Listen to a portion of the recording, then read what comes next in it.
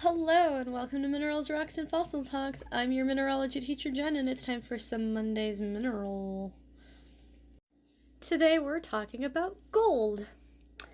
Gold is a noble transition metal that has been known about for thousands of years. In fact, there has been gold found in caves in Spain used by Paleolithic peoples 40,000 years ago.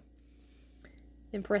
Gold in its purest form, as shown above, is a bright metallic golden color. It's opaque, it's dense, soft, malleable, and ductile. If you need a review on what malleable and ductile mean, you can check out one of the Wordplay Wednesday videos from November and just get a little reminder. Gold is non-reactive, meaning it doesn't rust or tarnish or fade with time like most other metals, which makes it incredibly valuable. It also doesn't dissolve in most acids, so not a lot can damage this. It is the most malleable metal. 1 gram of gold can be beaten into a thin sheet 1 meter square. Some gold leaf can be thin enough to be nearly transparent as well, which is super cool. And if you get the right kind of light shining through it, it'll transmit green light. Gold is a mineral, and as such, it has a crystal structure. It is isometric or cubic, meaning it has 3 equal and mutually perpendicular crystallographic axes, resulting in high symmetry and a cube shape. It has a hardness between 2.5 and 3 on Mohs hardness scale. That is soft enough for you to leave a dent in it with your teeth.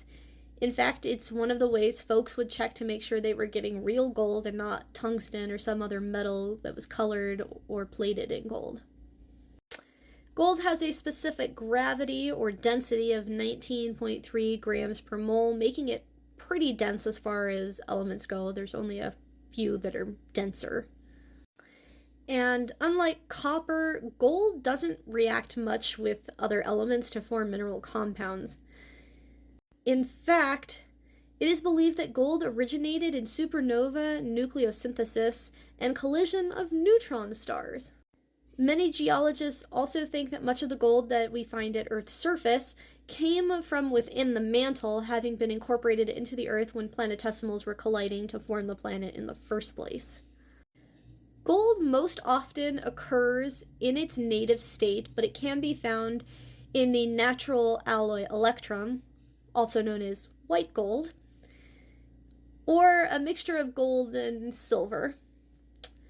It can also form alloys with copper, which we call orocupride, lead, which is novadnephrite, that was a mouthful, and mercury, which is weichenite.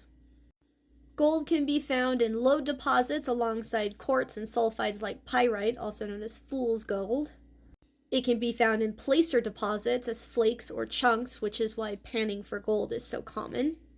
And when gold does combine with other elements to form minerals, it's usually with tellurium, rarely bismuth, and it forms the following minerals. This is calverite, which is AuTe2.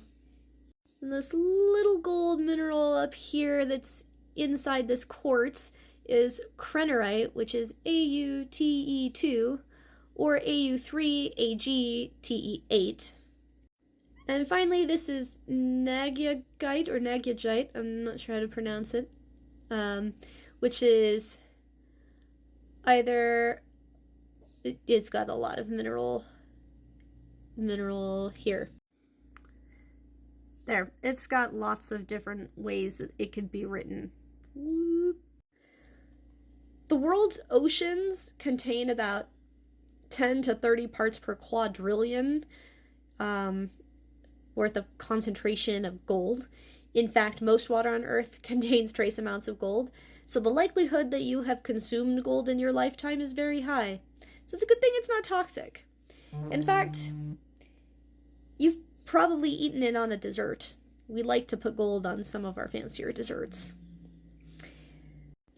Thanks for tuning in to learn about gold. I hope you come back tomorrow for some golden trivia, and I will fossilize you later.